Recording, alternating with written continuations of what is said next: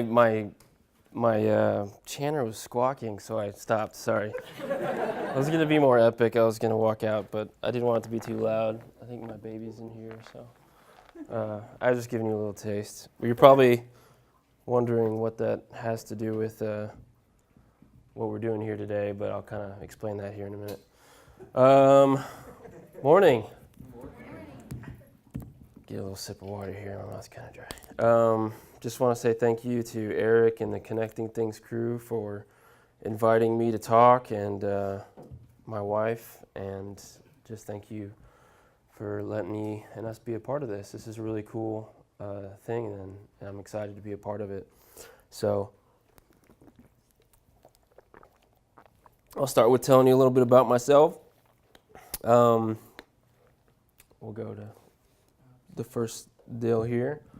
My wife and I, Kate, and my name's Julian, like you said, we have a company called Pastrana Studio that we started in 2014, and we build furniture. She does paintings, and we started that as kind of an overflow of what we call our lifestyle and wanting to start a small business. It kind of started around the same time that I feel like a lot of the maker movement was kind of really at its beginning and really starting to blossom. And so we just so happened to be kind of on the same path as it seemed that everyone else was really getting into wanting to start business, wanting to create, and wanting to get ourselves out there and showing our work. And so we started that in 2014, and next slide. So, and then 3 months ago, we had our little baby, Rooney, little boy, and so the bagpipes kind of correlate because, yes, I am a firefighter, and that is my full-time job. I work in Flower Mound and part of the pipes and drums band there, and that is also one of my great passions, and that job allows me the time off to where I can dedicate it and focus on the business, Pastrana Studios. So lucky to have that job and lucky for it to allow me that time too. So if there's some of you out here that maybe have a full-time job or a part-time job, but you also have this passion that you want to create and you want to make something out of what it is you're creating, that can be an encouragement to you guys, knowing that it is possible. You know, I work 24 hours in chunks, and then I have 2 days off. So with that time, it is possible to kind of pursue your dream, pursue your passion. So today I want to tell you a little bit about my background besides what I just shared. Growing up, I was always getting into creative things, whether it was drawing or building. You know, my brother and I would build like little cities out of manila folders, and we would draw, and we would build. We would go out back and just kind of dig for bugs and anything that we could do to kind of, you know, we're using our hands and we're trying to be active in that. And so I was always doing that as a kid. And then once I was in high school, I started getting into music and really wanted to learn to play guitar, and which was one of my biggest challenges because I didn't have anybody to teach me, so I kind of had to learn myself. So I started playing music in high school, and then as Katie and I met when I was still trying to make it as a musician, we really bonded over design, her being an artist. We bonded over kind of our favorite time or era, which was the 50s, mid-century era. So we both had likings for the aesthetic, the furniture, the music, the cars, the clothes, everything. So that was kind of our, you know, I remember one of our first conversations kind of being about that and being about how we loved that. So we right then and there, I knew we had that kind of that bond and that common liking. And so then after that, I started working residential remodeling, kind of starting to get my hands on tools, because I really never grew up working with tools. I had never, I don't even know if I had used a saw before. My dad wasn't, he was a businessman, and so we never really got in the garage or in the shop and did anything like that. So once I started working with residential remodeling, I started getting into woodworking and really seeing what things were made of, how they were created, and what it would take to start making my own pieces. So when Katie and I got married, she would ask, "Oh, well, do you think you could build this for me?" And I think one of the first pieces was a dining table. And so when we got married, I started making these pieces, and at first they were horrible. I mean, I was using really low quality wood, and I was just screwing it together. But I was trying, and I was putting effort towards trying to create something, trying to make what I thought would be a good table, which ended up breaking a few months later or something. But and then as I continued to build and as I continued to work, obviously I got better, and so the craft kind of developed, and I learned more advanced and ways to do it, and so which that led to Pastrana Studio, and that's kind of where we are now, and like I said, it plays out with my full-time job to where I have the time to do it. And so the way I kind of set up this talk this morning, my mind, I feel very type A, and so I kind of set it up in my kind of format. And so whenever I was starting this, starting a business, starting a company is a hard thing, but I think it relates to a lot of different aspects of whether it's a leadership like if you're in a position of leadership or management. And so I kind of formatted it that way. And so next we'll talk about inspiration and motivation. So the first thing that we went through as far as was kind of figuring out what our inspiration is. One of my biggest inspirations is Sam Malouf. He was a woodworker, died in I think 2009, but he started in the 50s, and he worked as a woodworker until he was 90 something. And this is one of his quotes: "There's a lot of work being done today that doesn't have any soul in it. The technique may be the utmost perfection, yet it is lifeless. It doesn't have a soul. I hope my furniture has a soul to it." And so this quote I really thought about, and kind of just I wanted to kind of convey that in my furniture as well, and really think, not that I think that it actually has a physical soul, but just the fact that you want it to be something that speaks life, something that is not just an object, but really that can kind of speak. And so I wanted to have that into our business and my furniture whenever I started out. And so this was a big inspiration. One of the things that I was drawn to his work was because he not only designs, but he is the craftsman behind it. And so that really appealed to me, the fact that he was also designing. He kind of started from square one all the way until the end result. And that's kind of what I wanted to do. And I think with the help of Katie being a designer and an artist really allowed me that opportunity to where we could start from nothing and end up with a beautiful piece of furniture. And so that's kind of how I wanted to approach starting the business. So the way that I see it played out whenever I create or whenever I think about wanting to make a piece is basically I want the materials to speak for itself. So with wood, it's easy because it's a natural. Obviously, it's a natural medium. It's all around us, and so letting that speak for itself, whether it's the wood grain or the type of wood, we really wanted to just let it be its own thing. And so that's why we use all natural. We use natural oils to finish it, and there's no stains or any coloring. What you see is what it is in its most natural form. And I wanted to have it kind of an organic feel to it, so almost like you were, living within nature, if you will, when you see and you're with the pieces. And so I would just encourage you guys to just find what speaks to you and embrace it, whether it's whether you're a musician, whether you're a painter, or whether you're a filmmaker, or whatever inspires you, to really embrace that. I mean, sometimes if I want to get in a certain mood, because sometimes your mood will dictate what you're creating, your product. So if I want to get in a certain mood where I'm calm and I'm trying to do everything smooth, I'll put on classical music in the shop or something. So I'm just trying to embrace the mood that I'm feeling and what is inspiring me at that moment.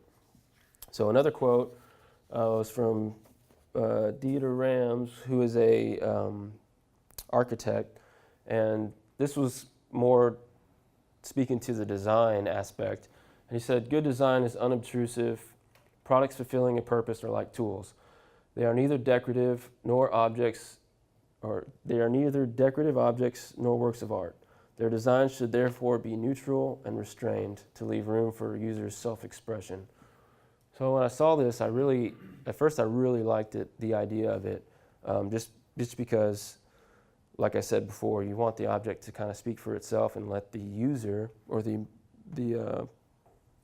consumer or what have you dictate kind of what it means to them. Or as an artist, you would maybe say the same thing for a painting. You painted it, but you want the user to kind of adapt it to what they feel, or even with the song. But at the same time, I kind of thought, sometimes you want to make a statement, and so you can take it either way. But the main thing was I wanted it to be simple, and so creating something that was simple, something that's timeless, something that will last a long time. And so that was kind of where I started with inspiration.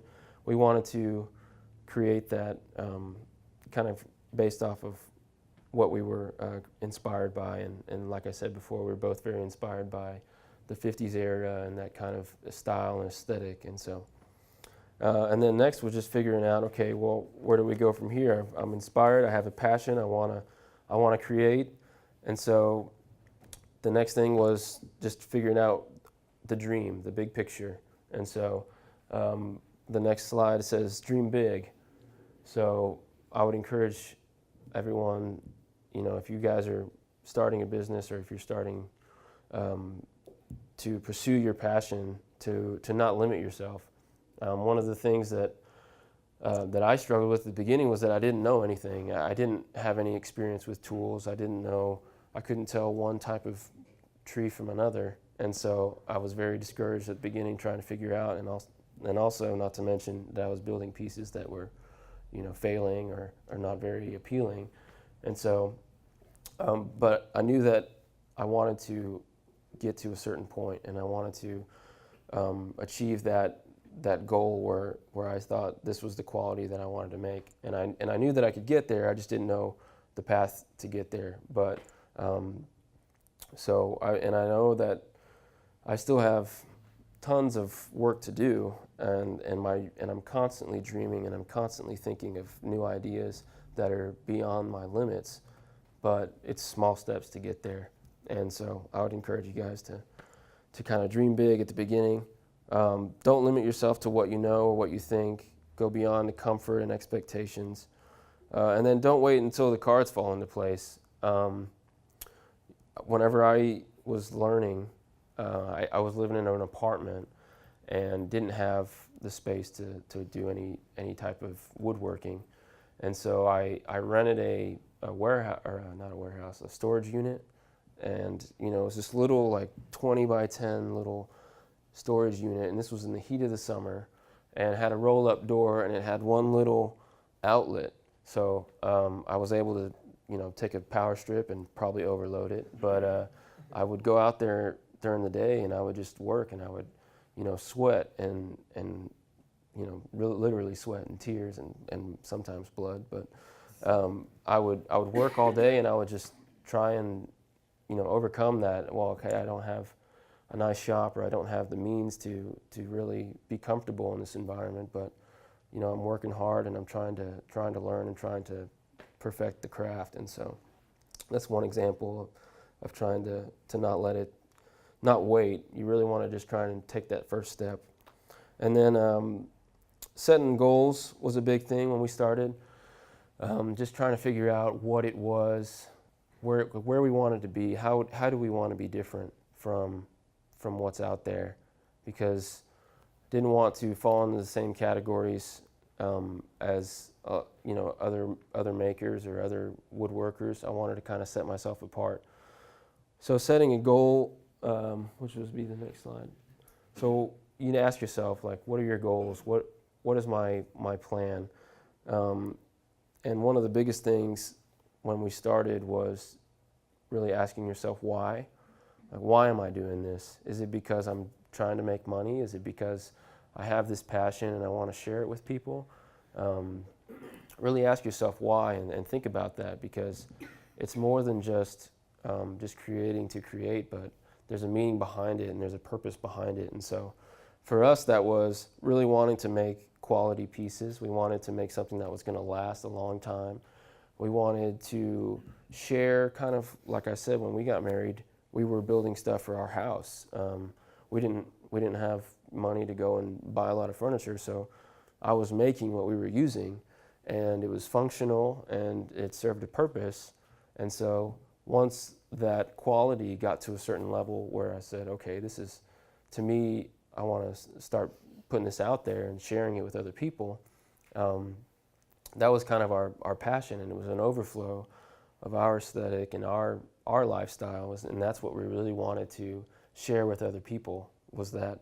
And so and that was more of a short term, was wanting to kind of get it out there. We started Pastrana Studio, and we really wanted to launch it, but didn't have a lot of these bigger products that you saw before. We didn't have chairs and dining tables and bar stools and stuff.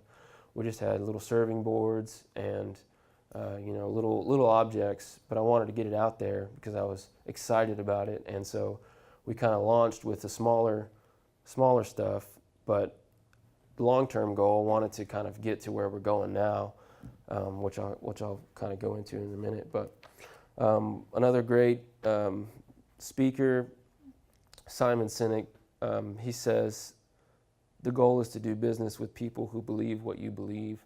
And that's kind of one of the other quotes that I really took to heart, which goes back to the question why. Like, why am I doing this? What do I believe about what I'm doing? Am I passionate about it? And then wanting to share that with others that are passionate about the same thing or are passionate about creating. Sort of like why we're all here today. We're wanting to get with other people that are excited about creating, that are kind of wanting to, what's the word I'm looking for? Just, work together and try to make a nice community that works and creates together. So challenging yourself, I had to challenge myself daily, it seemed like, to want to get back in the shop and try and do better. And then the other big thing was seeking out advice. When I started, I didn't know anything about a lot of the legal aspects of starting a business or starting a company. And so that was one thing that I definitely had to seek advice for. And luckily, you guys may know Clint Wilkinson from Bell and Oak.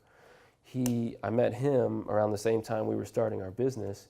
And so I was able to kind of talk to him and get some feedback from him and advice, because he had started Bell and Oak about 6 months prior. So he kind of went through all the hurdles that he gave me advice that I could kind of jump through or jump over. And so I would encourage you guys to try and seek advice and seek other makers that have maybe taken the path before you, and so that it'll make your steps a little easier as you go along and learn.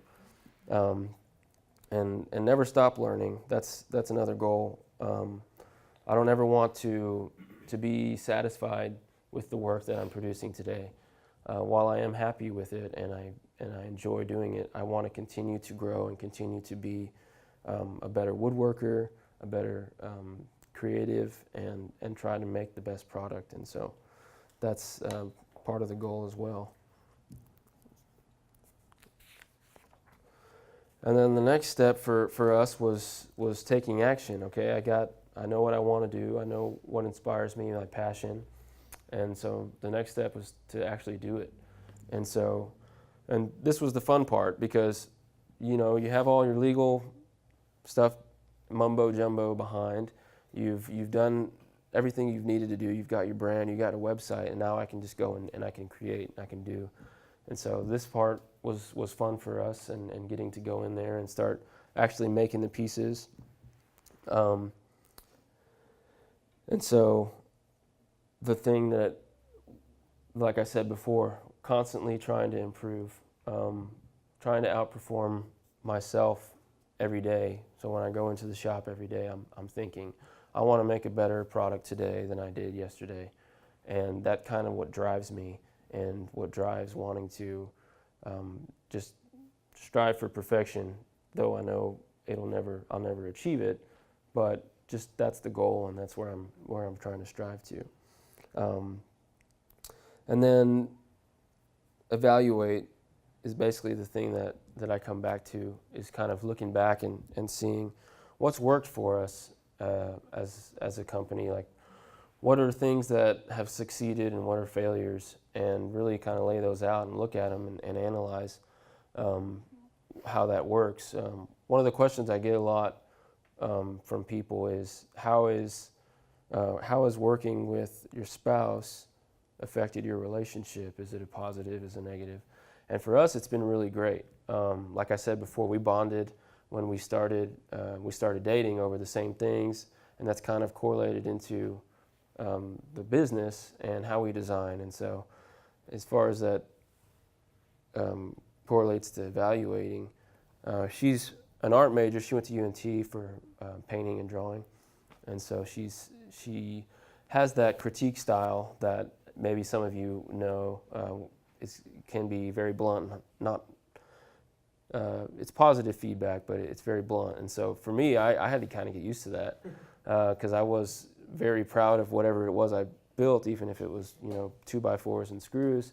And so I had to kind of get over my pride. But the fact that we can kind of bounce that off each other, and she can say, this is good, but you need to work on this, has really helped me personally grow, not only as a woodworker, but just as a person, because I'm learning to be patient. I'm learning to really listen to the advice and the constructive criticism that I've been given, and play that out in my pieces. And so one of the biggest things is sanding. I mean, I hate sanding. That's if I could get rid of one thing that I had to do to finish a piece, would be sanding, because it takes hours and it's very detailed, and I don't like it. So, and so sometimes I would skimp, or I would cut corners at the beginning, and you could see the results wouldn't be as nice, or you'd see scratches, or you'd see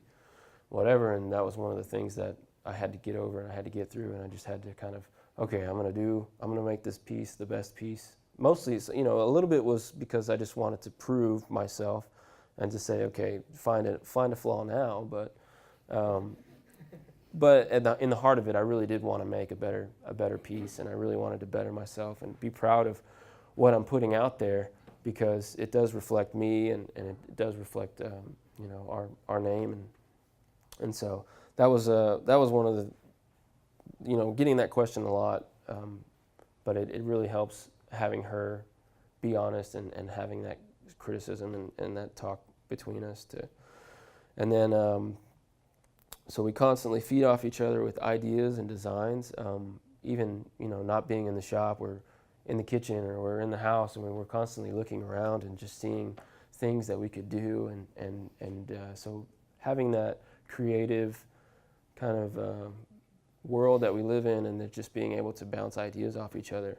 In one aspect, it's good because you're constantly thinking in that realm, but in the other, you kind of don't set it aside and take a break.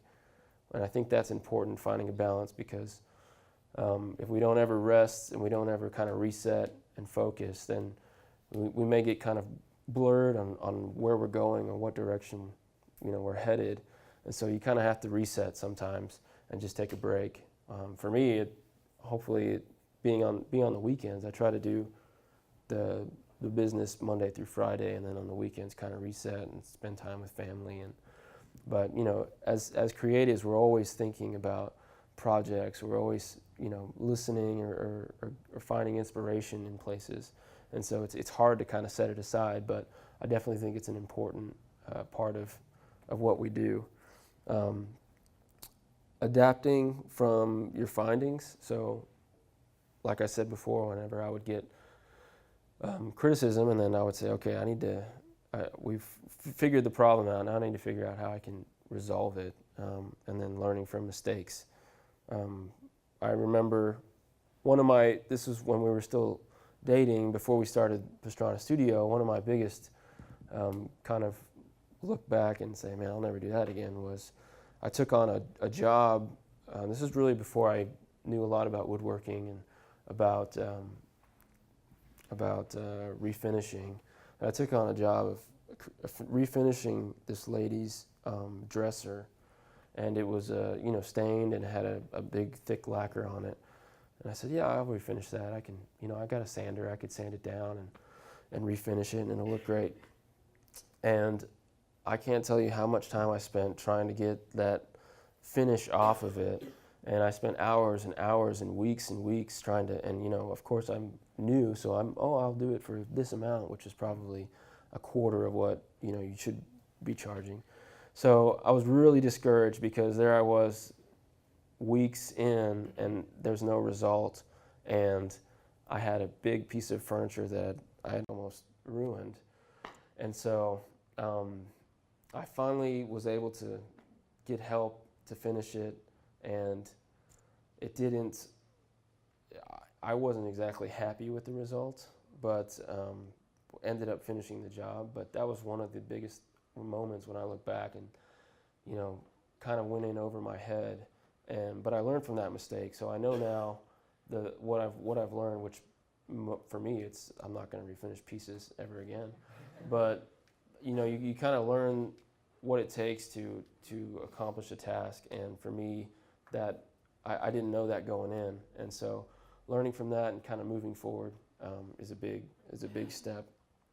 And then moving into what I wanted to talk with you guys about, kind of opening up a discussion, was today's culture and today's society. Or I think there was one back. I missed one. What I call insta pressure. So one of the things when we started, I feel like that one of the things that I still struggle with now is feeling that pressure of, in today's society, having to meet a certain standard or a certain look. And a lot of that, to me, has to do with social media. You see a lot of you see basically people put out there what they want to convey, what they want to show, how they appear. And so you don't see a lot of flaw in what's out there. And so to me, that was a lot of pressure, because I was thinking and seeing all this work that was great, and I wasn't there yet. And so I was putting pressure on myself to, man, I need to achieve that. Why am I not this good? Why don't I have this many followers? And that pressure really built on me for a long time, and I feel like it kind of was weighing me down for a while and was discouraging. And finally I just said, I just need to kind of put all that out the window and really just focus on what I'm doing. I really can't compare myself to what else is out there, because I feel that that's not really being true to what I'm trying to create in comparing yourself. While it is good to have a sense of, not competition, but, in a sense, sometimes knowing what else is out there drives you, but not letting it dictate how you create and discourage you. And so that's kind of the biggest thing that I noticed with trying to start, because social media as a creator can be a good thing, and at the same time can be a bad thing in that sense. And so and that's just kind of what we have, the tools we have today in starting a business and in kind of creating. Those are the tools that we use to get our name out there and to get our work out there. And so that was kind of one of the things and then being patient. And I had that slide of the guys obviously smashing because they saw a problem and they wanted to destroy it. Whereas you got to be patient because it takes a long time to get from where you are to where you want to go. And in this world, today's age, I feel like everything's very instant, and you want to get there, you want to be there, you want to be successful in business, you want to create this piece, or you want to paint that painting, or I want to make this album. And so it's I feel like there's a pressure in today's society. And so my biggest thing is just be patient, because eventually you'll get there, and it's small steps every day. Like I said, going into your workspace or going into your office and just thinking, I want to create today better than I did yesterday, and that's a step forward. And so that's a big proponent of kind of my thought process if I'm discouraged, is just being patient. So that kind of leads to talking about community and talking about today's creative culture. And so I kind of did want to open this up. We'll do Q&A too, but I did kind of want to open it up for you guys to have feedback on some of these questions. If you think of something that is a good an answer, or something that's on your mind. So one of the questions was kind of, what are some of the needs that you see in the creative community around you? Is there a place where that kind of harbors to where you can show your work? Is there a collaborative effort from other creatives in your area? What are some of the needs, if you guys can think of any?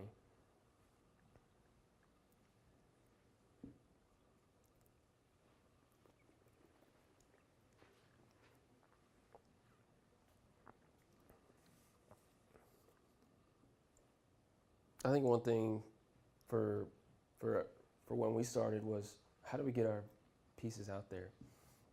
How do we kind of promote ourselves?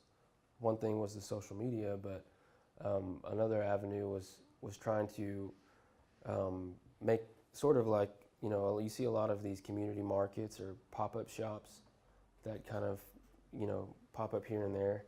And, a lot of them start out with someone just having an idea. Hey, you guys make this, we make that. Let's have a Saturday where we all get together and we kind of we set up booths, and we send out invites, and we try to get people to come and to see.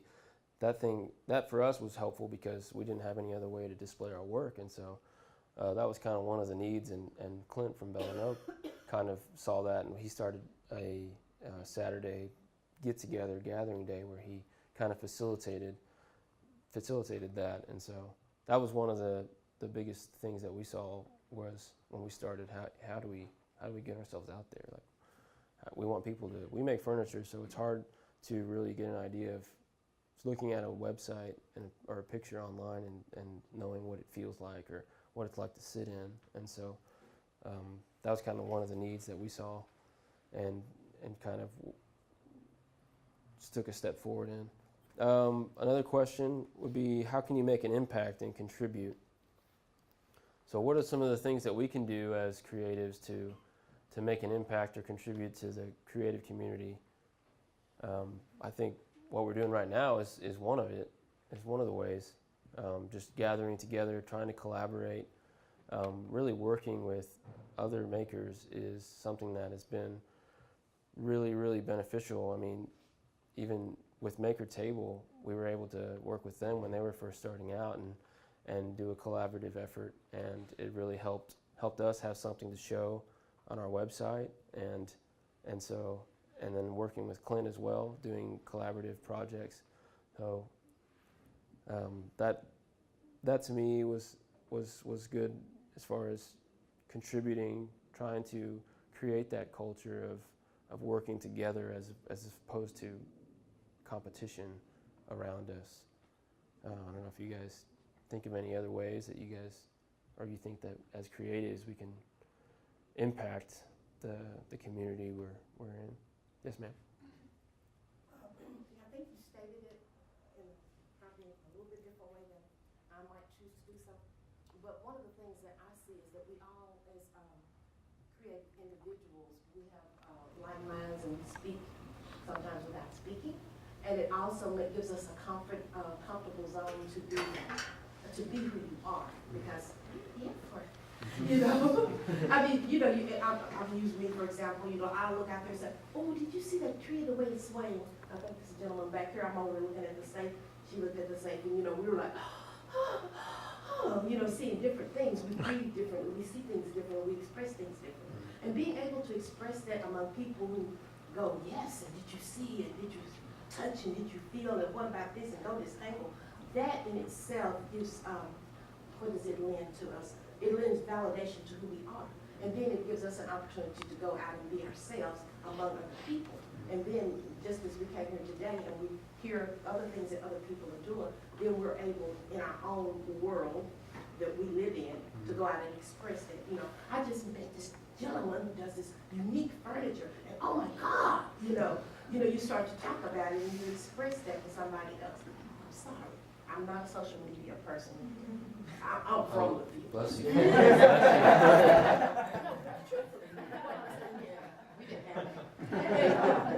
Anyway, but what I'm saying is then you get a chance, and y'all are responsible because y'all gave me coffee. You go out among those people and then you express what you saw.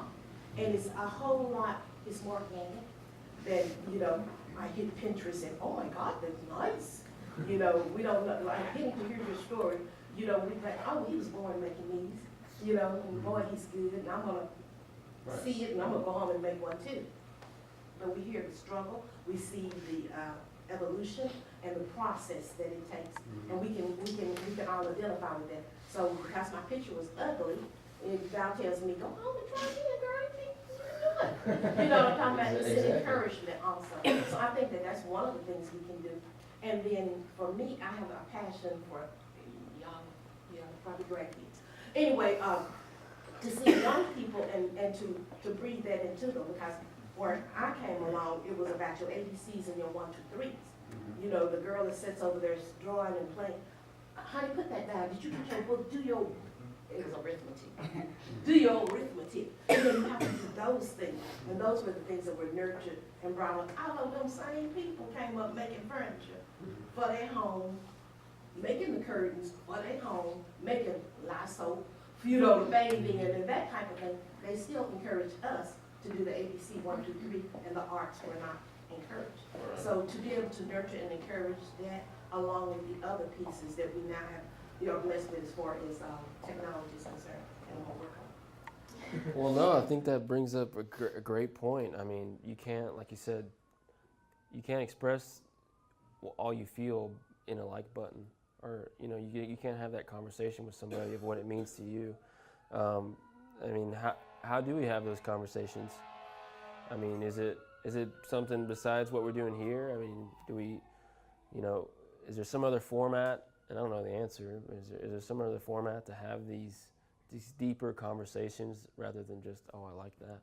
And do we think that technology has hurt or helped? That kind of leads into the next question I was going to ask, which was, does today's culture champion the maker? Like, how has technology hurt or helped someone that's trying to perfect a craft? I mean, has it helped or has it hurt us? Like from what she said, coming back from those days where working hard or doing something that maybe you shouldn't be doing, and just focusing on studying, or even when we were growing up, hearing you're going to go to college, as opposed to when today.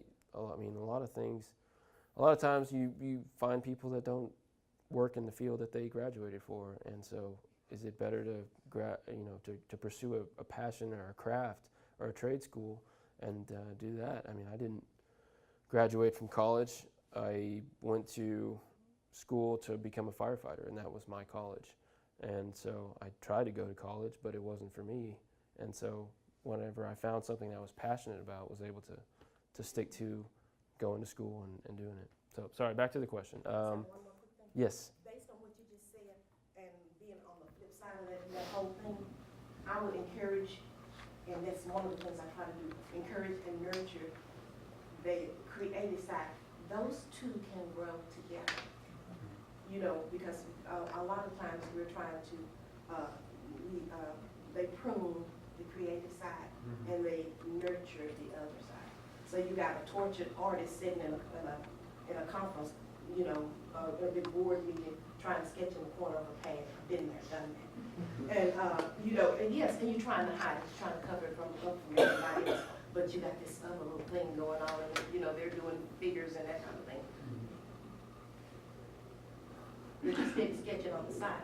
So those can really blossom together, and don't wait till you're on the flip side of 50 to allow those to emerge, because then, you know, somebody's looking like, why is she, you know, because I still have that little girl and that 20-year-old or 30-year-old is still trying to break out. So I would say, let them rip. Yeah, you want to have a culture that kind of, like I said, embraces it and wants to. I know that's okay. Mm-hmm. Well, and I think that's kind of where we're struggling with as a society today, to try and figure out, okay, well, are we trying to just get to learn the basics, or are we wanting to encourage the creatives to work and to do something that they are passionate about, you know? Yeah. So along those same lines, I'm one of those corporate guys that sits in the conference room just dreaming about the things that I would rather be doing and making. Clearly I'm headed there as soon as we're done with this. So, but what would you say is kind of the main barriers to entry? Like, you know, of course, woodworking requires expensive tools and space and things like that. And there's other forms of art and making that have lower barriers of entry. But I think for me, like, not only is there the risk of leaving something that's comfortable and you know, sustaining my family, but there's also, okay, well, it's going to take. There's a lot of other things that have to kind of fall into place. And are there things that we can do communally to help lower those barriers of entry, not only in education, but also maybe tools and space and things like that? Those are some things that I think about. I think they tie to this as well. That would like allow somebody, maybe it's a little bit less risky to try. Absolutely. Well, I think it kind of speaks to the first question, like community needs. You have, I'm sure there's tons of guys that are just like you, to where, man, I would love to, you know, have a space to create or whatever. And so for this area, I feel, you know, there's other areas surrounding us, but for this immediate area, having that space where makers can come together, and maybe it's a big workshop space to where you have photography and you have woodworking and you have you know, painting studio, and you have all these outlets where people can come together and create, to where you can kind of, like you said, you don't have the money for tools, but it's almost a community sharing kind of space to where you can do that with. Isn't there one of those There's fairly close to Dallas? they have them in Dallas, but as far as this immediate area, and I don't know how far people drove today, but that's kind of one of those things that would be helpful for people that have full-time jobs or don't have the space to have a creative space. Or even, like for me, what I wanted to do workshops. So having, you know, 4 or 5 people come out to the shop and that have expressed interest in learning the craft, and so I would have a workshop to where you can come out and teach people starting out kind of how I've learned and what I've learned, and just kind of go from there. That's another way that you can kind of help bring out or help those people that aren't allowed to or don't have the time to do that work, to do it. So Miss Malcolm, definitely. yes. That I've learned, because I'm a part of Visual Art League, and have worked with it for quite some time. I was part of Richardson Art League. So what I found is that the corporate skills translate into because that's part of the art too. And if you probably find yourself taking your art into the corporate setting, a subtle kind of work. But anyway, you can take those same tools and parlay it back into the community, because the whole goal and the whole I think the whole goal for any of us is to leave an, I shouldn't say an impression, but maybe so, an impression, you know, that we are here and that we have been here, and to leave something positive.